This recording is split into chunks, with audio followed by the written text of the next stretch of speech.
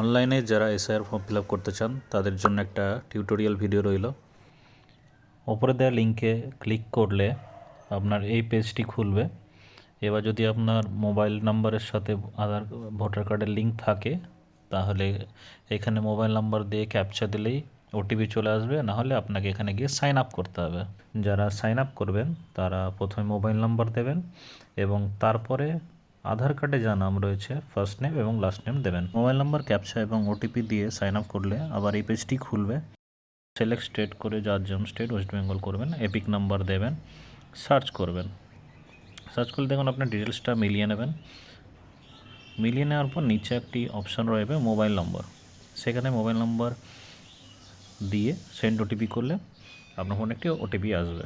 যাদের মোবাইল নম্বরের সাথে ভোটার কার্ড লিঙ্ক নেই তারা ওই ক্লিক হেয়ারে ফর্ম 8টি খুলবেন। ফর্ম 8 খুললে এরকম একটা অপশান পাবেন, অ্যাপ্লিকেশন ফর সেলফ আর আদার। নিজে করলে সেলফ করে নেবেন, এখানে ভোটার আইডি কার্ড নাম্বার দেবেন, এপিক নাম্বার দিলে এখানে আপনি দেখুন আপনার ডিটেলস পেয়ে যাবেন, আপনার রিলেটিভের নাম পেয়ে যাবেন। ওকে করবেন। ওকে করলে আপনি যাবেন কারেকশানে। কারেকশান 2 নম্বর পয়েন্টে রয়েছে, ওটা ক্লিক করলে আপনি ডিটেলসগুলোকে ফিল আপ করবেন। আপনার যদি কোনো রকম কিছু চেঞ্জের দরকার হয় তাহলে ডিটেলসে গিয়ে চেঞ্জ করবেন, নাহলে প্রত্যেকটি নেক্সট করবেন। নেক্সট করে বি অপশানে দেখুন পাবেন মোবাইল নাম্বার, আধার নাম্বার। আপনি আধার নাম্বার, মোবাইল নাম্বার আপডেট করতে চাইলে সেগুলো দিয়ে দেবেন, তারপর নেক্সট করবেন। তারপরে দেখুন অ্যাপ্লিকেশন কারেকশান এন্ট্রিতে গিয়ে ওখানে কী চেঞ্জ করছেন, মোবাইল নাম্বার হোক, মোবাইল নাম্বারটা আরেকবার দেবেন।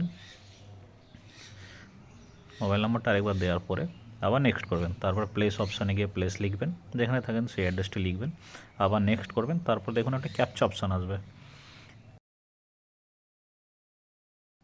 ওটিপি দিয়ে প্রিভিউ অ্যান্ড সাবমিট করলে এরকম একটি ফর্ম খুলবে, যেখানে আপনি আরেকবার ভেরিফাই করে নেবেন। তারপর ই সাইন অ্যান্ড সাবমিট করে দেবেন। ই সাইন সাবমিট করে ইয়েস করলে আপনার যেটা হস্তাক্ষর পেজটি খুলবে, সেখানে আপনাকে আধার নাম্বার এবং ওটিপি দিয়ে লগ ইন করতে হবে ভেরিফাইয়ের জন্য।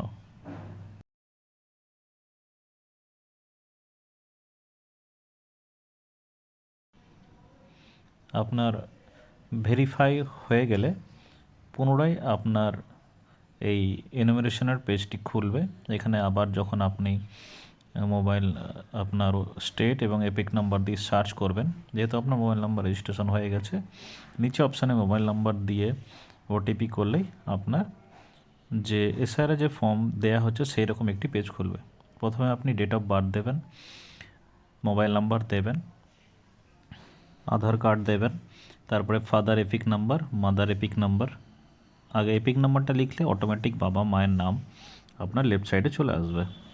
এরপর যদি কারো হাজব্যান্ড ওয়াইফ থাকে তার স্পাউস এপিক নাম্বারে তার নাম্বার দেবেন, দেখবেন লেফট সাইডে অটোমেটিক নাম চলে এসেছে। একটি পাসপোর্ট সাইজ ফটো রেডি করে রাখবেন, যেটি ফটো অপশানে আপলোড করে সেভ করে দেবেন। এরপর আপনি 3টি অপশান পাবেন।